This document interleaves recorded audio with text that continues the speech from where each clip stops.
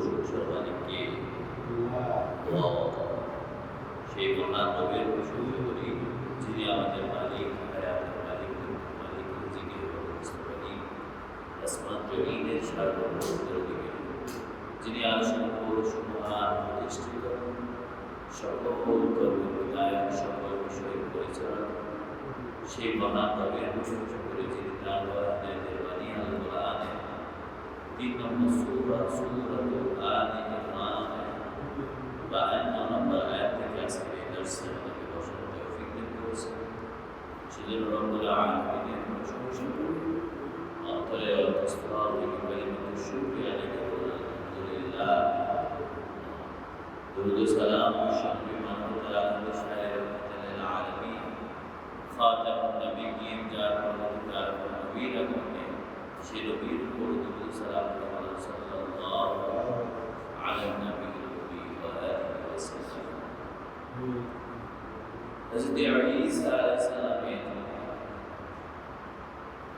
জন্ম বৃত্তান্ত যখন আমরা ইতিপূর্বে ক্লাসে আলোচনা করেছি, আল্লাহ রাব্বুল আলামিন মারিয়াম আলাইহিস সালামকে জানালেন যে আমি তোমাকে জগতের সকল নারীর উপর মর্যাদাবান সম্মানিত করে আমি তোমাকে নির্বাচিত করেছি।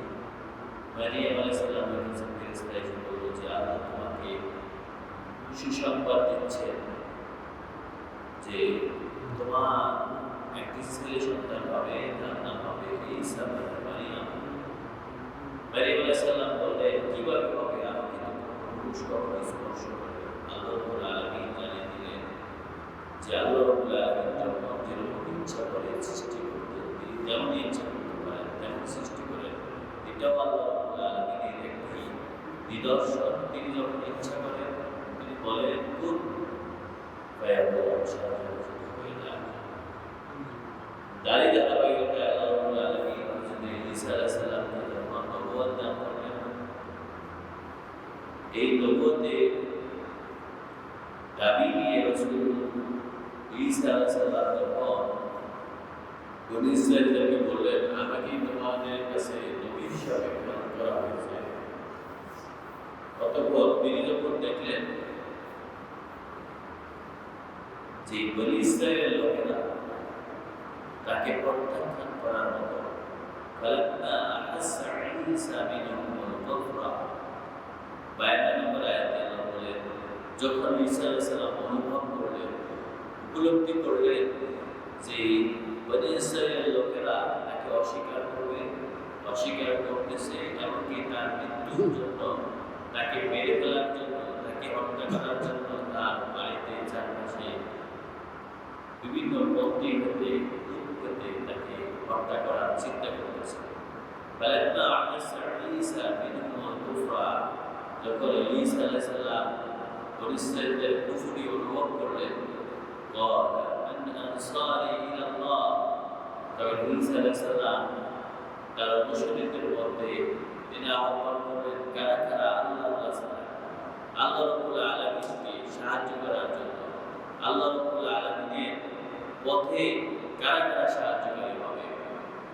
ক্বালা হাওয়ারিয়ুন, ঈসা আলাইহিস সালামের অনুসারীদের মধ্যে হাওয়ারি সাহায্যকারী তারা বললেন নাহনু আনসারুল্লাহ, আমরা এই প্রকৃতপক্ষে আল্লাহকে সাহায্যকারী হব, আমরা এই আল্লাহকে সাহায্য করব। আমান্না বিল্লাহ, আমরা আল্লাহ রাব্বুল আলামিনের প্রতি বিশ্বাস করি, আমরা আল্লাহ রাব্বুল আলামিনের প্রতি ঈমান এনেছি। ওয়া আশহাদু বিআন্না মুসলিমুন, এবং ঈসা আলাইহিস সালাম আপনি সাক্ষী থাকেন যে আমরা আত্মসমর্পণ করেছি, আমরা আল্লাহ রাব্বুল আলামিনের বিধানের প্রতি আত্মসমর্পণকারী, আমরা মুসলমান, আমরা ঈমানদার, আমরা আল্লাহর প্রতি ঈমান রেখেছি। রব্বানা আমান্না, অতঃপর হাওয়ারিয়ুনরা দোয়া করলেন, হাওয়ারিয়ুনরা দোয়া করলেন যে রব্বানা আমান্না, ও আমাদের রব, আমরা ঈমান এনেছি, আমরা আপনার প্রতি বিশ্বাস করি, বিমা আনজালতা, এবং বিশ্বাস করি যা কিছু আপনি নাযিল করেছেন, যা কিছু ঈসা আলাইহিস সালামকে আপনি কিতাব হিসেবে দিয়েছেন। ওয়াত্তাবা'না রাসূল, এবং আমাদের কাছে ঈসা আলাইহিস সালামকে রাসূল হিসেবে প্রেরণ করেছেন, আমরা সেই নবীকে, সেই রাসূলকে পুরোপুরিভাবে অনুসরণ করি। ফাকুনা মা'আশ-শাহিদিন। ও রব্বুল আলামিন, তাহলে আপনি আমাদেরকে শাহিদিন, সাক্ষীদাতা, সাক্ষ্যদানকারী ব্যক্তিদের লিস্টে আপনি আমাদেরকে অন্তর্ভুক্ত করে নেন।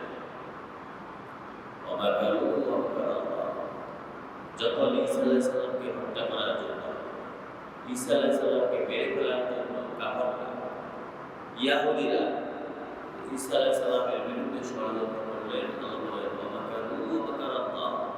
আলামিন তারা ষড়যন্ত্র করেছে, আল্লাহ রাব্বুল আলামিন তার বিপরীত উত্তম পরিপন্থা, উত্তম কৌশল গ্রহণ করেছেন। আল্লাহু খায়রুল মাকিরিন। আর আল্লাহ রাব্বুল আলামিন তিনি হচ্ছেন সর্বোত্তম কৌশল গ্রহণকারী, তিনি হচ্ছেন প্রকৃত কৌশলী। إذ قال الله يا عيسى إني متوفيك ورافعك إلي। আল্লাহ বলেন, ও বনী ইসরাঈলরা স্মরণ করো, ও মানুষেরা স্মরণ করো, ও ঈমানদারেরা স্মরণ করো তখনকার কথা, যেদিন বনী ইসরাঈলরা, ইয়াহুদীরা ঈসা আলাইহিস সালামকে হত্যা করার জন্য, মেরে ফেলার জন্য তার বাড়ির চারপাশে যখন বের দিয়েছিল, আল্লাহ বলেন সে স্মরণ করো সেই কথা। ইসকাল আল্লাহ ইয়া ঈসা, যখন আমি ঈসা আলাইহিস সালামকে বললাম, ঈসা, ওরা তো তোমার বিরুদ্ধে এরকম ষড়যন্ত্র করেছে, ওরা তোমাকে হত্যা করার চেষ্টা করতেছে। ইন্নী মুতাওয়াফিকা, ইন্নী মুতাওয়াফিকা রাফিউকা ইলাইয়া। আমি তোমাকে আমার কাছে উত্তোলন করে আমি তোমাকে উপরে নিয়ে যাব, উঠিয়ে নিয়ে যাব। অবতাহরিকা ওয়া মুতাহহিরুকা মিনাল্লাযীনা কাফারু। এবং কাফেররা যখন তোমাকে স্পর্শ না করতে পারে, সেজন্য আমি তোমাকে পবিত্র করে দেব।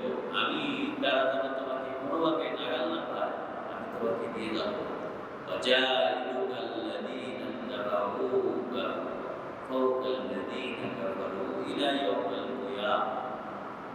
এবং কিয়ামত পর্যন্ত যারা তোমার অনুসারী হবে, যারা তোমাকে অনুসরণ করবে, ঈসা আলাইহিস সালাম যাকে তারা ঈমানদারেরা যখন অনুসরণ করবে, কিয়ামত পর্যন্ত কাফেরদের উপর তোমাকে এবং তোমার অনুসারীদেরকে আমি বিজয় দান করব। আমি তোমাকে এবং তোমার অনুসারীদেরকে উপর স্তরে শ্রেষ্ঠত্বের মর্যাদা দেব। সুম্মা ইলাইয়া মারজিউকুম। অতঃপর সবাইকে আমার কাছে, তোমাদের সবাইকে আমার কাছে ফিরে যেতে হবে। ফাহকুম বাইনাকুম ফীমা কুনতুম ফীহি তাখতালিফুন। সুতরাং আমি তোমাদের মাঝে ফয়সালা করে দেব সেদিন যে সব বিষয়ে তোমরা ইখতিলাফ করেছ।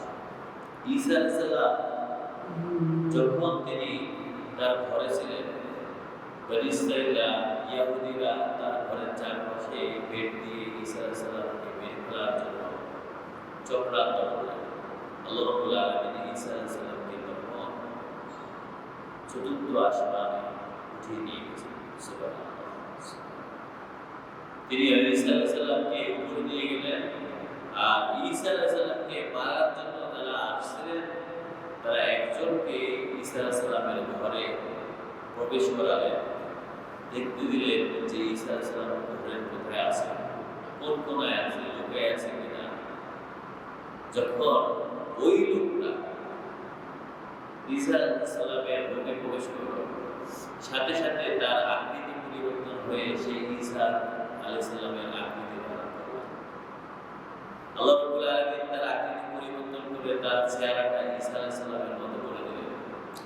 অতঃপর বনী ইসরাঈলরা, ইয়াহুদীরা সেদিন ওই লোকটাকে শুলে ছড়িয়েছে, আর শুলে ছড়িয়ে মনে করেছে যে তারা ঈসা আলাইহিস সালামকে হত্যা করেছে।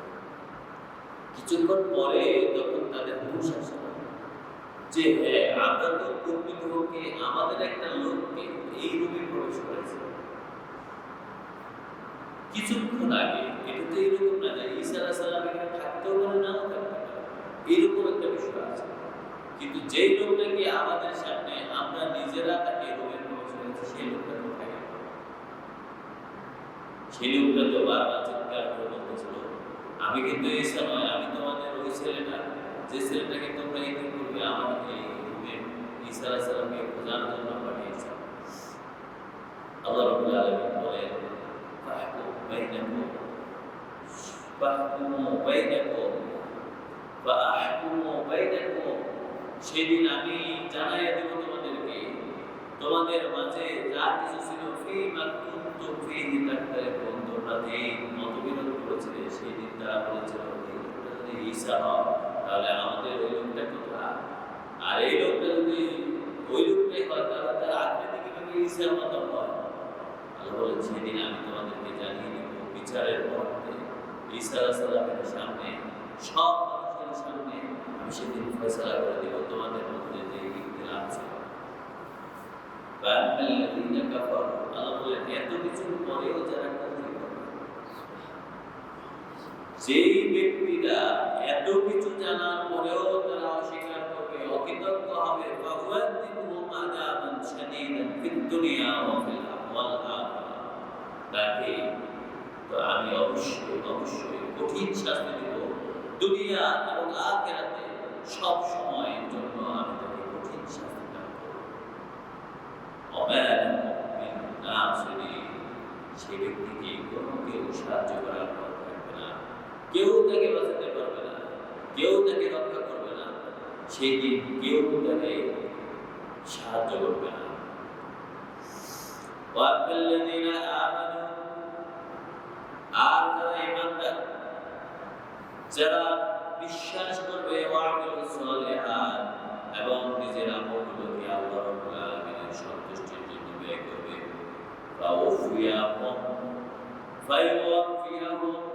ফায়ুওয়াফিহিম উজুরাহুম, সেদিন আমি তাদেরকে তাদের পুরস্কার ফিরিয়ে দেব, তাদের প্রতিদান দান করব। তারা যে ঈমান এনেছে, কষ্ট করেছে, আমলে সালেহ করেছে, তাদের জীবন যেন তাদের ইচ্ছা মতো তারা কাজ না করে বরং আল্লাহর সন্তুষ্টির জন্য তারা ব্যয় করেছে, তারা নিজেদের জীবনের প্রতিটি ক্ষেত্রে একমাত্র উদ্দেশ্য ছিল আল্লাহ রাব্বুল আলামিনের সন্তুষ্টি। আল্লাহ বলেন, ফায়ুওয়াফিহিম উজুরাহুম, কিয়ামতের সেই মুহূর্তে আমি তাদেরকে তাদের প্রতিদান, তাদেরকে পুরোপুরিভাবে প্রতিফল দান করব। সুবহানাল্লাহ। আল্লাহু লা ইউহিব্বুল যালিমিন, যে ব্যক্তিরা কুফরি করে, জালেম হয়ে যায়, আমি কিন্তু তাদেরকে পছন্দ করি না। আমি পছন্দ করি শুধুই মাত্র ঈমানদার এবং আমলে সালেহদেরকে, তাদেরকে পছন্দ করি, তাদেরকে প্রতিফল দান করব যারা ঈমান এনেছে এবং আমলে সালেহ করেছে। যালিকা নাতলুহু আলাইকা মিনাল আয়াত, আল্লাহ বলেন ঈমানদাররা তোমরা ভালো করে স্মরণ করো, ও মানুষেরা স্মরণ করো, যালিকা নাতলুহু আলাইকা মিনাল আয়াতি, আমি তোমাদের সামনে আমার নিদর্শনগুলোকে উপস্থাপন করলাম, আমার নির্দেশিকাকে উপস্থাপন করলাম, আমার পক্ষ থেকে তোমাদের কাছে আমার আয়াতগুলোকে উপস্থাপন করলাম, এবং এটা একটা স্মরণীয় ঘটনা যা তোমাদের সামনে উপদেশ বিধান করলাম। আল্লাহ একটা বিজ্ঞানময় বিষয়, যেটা তোমরা কখনোই ধারণা করতে পারো না কিভাবে সেটা হয়, সেরকম একটি অতি বিশেষ ঘটনাকে আমি তোমাদের সামনে উপদেশ স্বরূপ আমার আয়াত হিসাবে তোমাদের সামনে উপস্থাপন করলাম। এটাই হচ্ছে আমার আয়াত। ইন্না মাসাল ঈসা ইনদাল্লাহ কামাসালি আদম, আল্লাহ বলেন, ও মানুষেরা শোনো, ঈসাকে তোমরা কি মনে করো? ঈসা কিন্তু আমার কাছে, আল্লাহ রাব্বুল আলামিনের কাছে ঠিক আদমেরই মতো।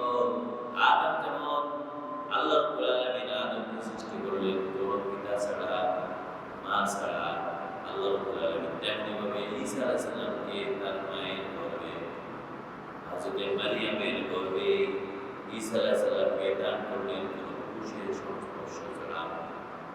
সুতরাং আল্লাহ ইন্না মাসাল ঈসা, ঈসা আলাইহিস সালামের উদাহরণটা ইনদাল্লাহ, আল্লাহর কাছে এরকম কেমাসালে আদম, যেমনই উদাহরণটা হচ্ছে আদমের অনুরূপ, আদমের মতো খলাকাহু মিন তুরাব, আদমকে আমি মাটি থেকে সৃষ্টি করেছি।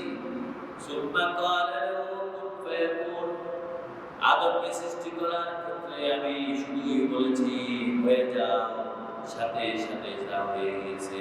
আল্লাহ রাব্বুল আলামিন বলেন ঠিক ঈসা আলাইহিস সালামের ক্ষেত্রেও আমি তেমনি ভাবে বলেছি হয়ে যাও। ঈসা আলাইহিস সালামের মায়ের গর্ভে ঈসা আলাইহিস সালাম ঠিক আদমের মতো হয়ে গেছে। সুবহানাল্লাহ। কিন্তু সমস্যা হচ্ছে এটা,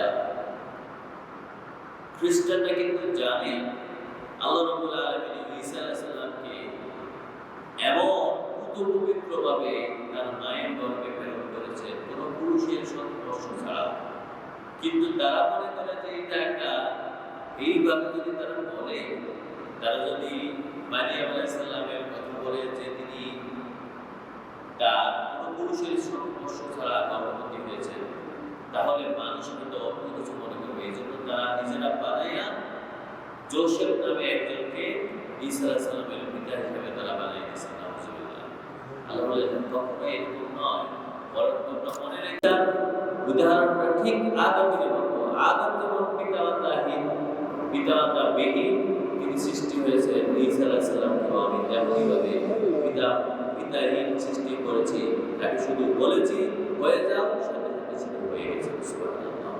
আল হাক্কু মির রাব্বিক, আল্লাহ বলেন এটাই তোমাদের রবের পক্ষ থেকে, তোমার রবের পক্ষ থেকে এটাই একটি সত্য বিষয়।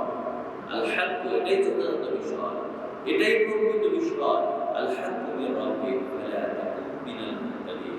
সুতরাং এই ব্যাপারে তোমরা কখনো সন্দেহ পোষণ করো না, এই ব্যাপারে তোমরা কখনো মতবিরোধ করো না, এই ব্যাপারে তোমরা কখনো এমন হয়েও না যে সন্দেহ পোষণ করার মতো। নাউজুবিল্লাহ। আল্লাহ বলেন কখনো তোমরা এই ব্যাপারে সন্দেহ পোষণ করো না। বামান হাজ্জাকা ফীহি, রাসূল যারা এসে আপনার কাছে এই ব্যাপারে আপনার সাথে বিতর্ক করে, বিবাদি মা জাকা মিনাল ইলম, কিতাব আসার পরে, জ্ঞান আসার পরে, ওহী আসার পরে, সত্য ঘটনা জানাই দেওয়ার পরেও যদি ব্যক্তিরা এখন সন্দেহ পোষণ করে আপনার সাথে তর্কে বিতর্কে লিপ্ত হয়, ফাকুল তাআলাউ, রাসূল আপনি তখন তাদেরকে বললেন আচ্ছা ঠিক আছে, তোমরা যদি সত্যকে অস্বীকার করে থাকো, সন্দেহ পোষণ করে থাকো, তাহলে শোনো, তাআলাউ আসো, নাদউ আবনাআনা ওয়া আবনাআকুম, আমি আমার সন্তানদেরকে রাখবো, তোমরা তোমাদের সন্তানদেরকে রাখো, ওয়ানিসাআনা ওয়ানিসাআকুম, আমরা আমাদের মেয়েদেরকে নিয়ে আসবো, তোমরা তোমাদের মেয়েদেরকে নিয়ে আসো, ওয়া আনফুসানা ওয়া আনফুসাকুম, আমরা নিজেরা উপস্থিত থাকবো এবং তোমরা সবাই নিজেরা উপস্থিত থাকো। দুই দলে ভাগ হয়ে যাও, তোমরা তোমাদের সন্তান তোমাদের স্ত্রী সহ এক দলে এক জায়গায় দাও, আর আমি আমার সন্তান আমার স্ত্রী সহ এক জায়গায় দাঁড়াবো, দুইজন দুই দিকে দাঁড়াবো। সুম্মা নাবতাহিল, অতঃপর আল্লাহর কাছে দোয়া করো যে আল্লাহ ধ্বংস করে দাও ওই জাতিরে যে জাতি মিথ্যারোপ করে, মিথ্যায় সন্দেহ পোষণ করে, যেই জাতি যেই দলটি ঈসা আলাইহিস সালামের ব্যাপারে মিথ্যারোপ করে, সন্দেহ পোষণ করে, তার ব্যাপারে তোমরা দোয়া করো। নাবতাহিল, আমরা তখন কামনা করবো ফানাজাআলা